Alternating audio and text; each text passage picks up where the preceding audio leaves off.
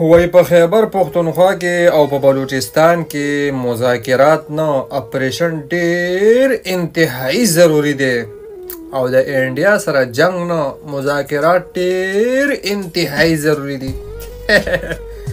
زور چې په زور ورشي نو د زورورو د سپرونه بیا اشنغري جوړیږي دا تاسو بلوچستان او دا پښتونخوا مو دا غریبانان دا کمزوري مو موندلي دي وای په کمزوري ورخ اوبه هم ماتیږي نو دغه کمزورو مو موندلي دي اوس دغه زورورو ته مخامخ شئ یو چې کوم دی اټمي طاقت بل اټمي طاقت ته مخامخ شوی دی یوې غاړې ته 26 کروڑ خلک دی او بلې غاړې ته چې کوم دی 100 ارب خلک دی دې غاړې نه څوک وایي زه په لال کیله باندې جنډه ودروم څوک وایي زه به هلته په دارالعلوم دیوبند کې ناشته کوم څوک وایي موږ به چې کوم دی هلته په جامع مسجد کې اختر مونځ کوو هغو به اوده پراته وي نو هغو به دغسې پراته وي او تاسو به هلته جنډې ودروئ